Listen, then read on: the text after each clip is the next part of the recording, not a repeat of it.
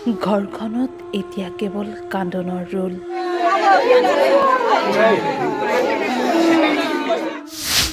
একেলগে গুচি গ'ল দুই পিতা পুত্ৰ।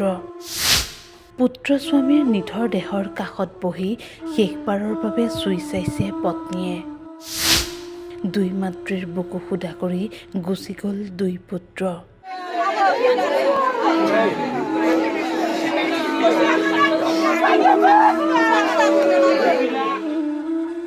নিষ্ঠুৰ নিয়তিৰ পৰিহাস। চোতালত শুৱাই থোৱা আছে পিতা পুত্ৰৰ মৃতদেহ। শেষবাৰৰ বাবে পুত্ৰ আৰু স্বামীক চুই চাইছে পত্নীয়ে।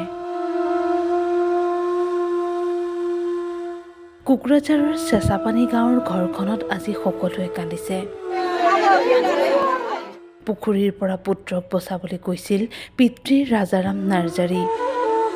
কিন্তু দুৰ্ভাগ্যজনকভাৱে ডুব গ'ল দুই পিতা পুত্ৰ।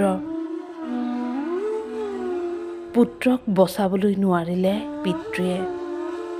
পিছত স্থানীয় লোকসকলে পুখুৰীটোৰ পৰা উদ্ধাৰ কৰে পিতা পুত্ৰৰ মৃতদেহ। লগতে লৈ গৈছিল ল'ৰাটো ক'ত গৈছিল আমিতো নাজানো। হঠাৎ এই মাত্ৰ আমি জমা হৈছোঁ।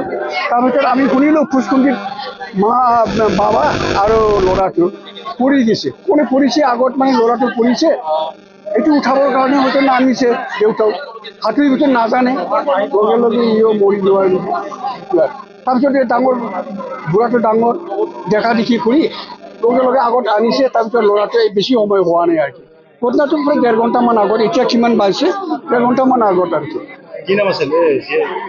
নামটো এনে ৰাজাৰাম নাৰ্জাৰী বুলি কৈছিল দেউতা, আৰু ল'ৰাটো আমি নাজানো নামটো। ক্লাছ 1ত পঢ়ে, ক্লাছ 1। কি কৰিব গৈছে জানা হিচাপত আমি নাজানো, কিন্তু কৈছিল আৰু কি মানুহে, গাঁৱৰ মানুহে ক'লে যে কিবা এটা মাছ মাৰিবৰ কাৰণে ইফালে গৈছিল, যাই পেলাই এনেকৈ ঘূৰি ফুচকুণ্ডিৰ ওচৰত আহিল। আহি পেলাই কেনেকৈ যে কিয় নামিছে এইটো বুজি নাপালোঁ, পিছতে বুজি পাম। কিন্তু মানে ল'ৰাটো আগত নামিছে। তাৰপিছত ল'ৰাটো হয়তো নামিছে যেতিয়া কিবা হৈছে বা পৰিছে বা কিবা হৈছে, নামিছে দেউতাক। সাঁতুৰিব নাজানে সঁচাকৈ, ইও লগে লগে এইটো আগত দেখা পায় মানুহটো মৃত্যু বুলি উঠাই আনিলে। গাঁৱৰ ৰাইজে উঠাই আনিলে।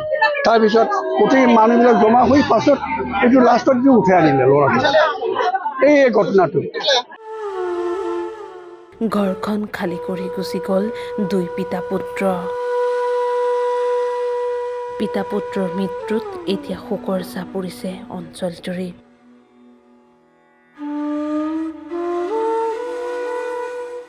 কোকৰাঝাৰৰ পৰা ধনঞ্জয় নাথৰ ৰিপৰ্ট, টাইম 8।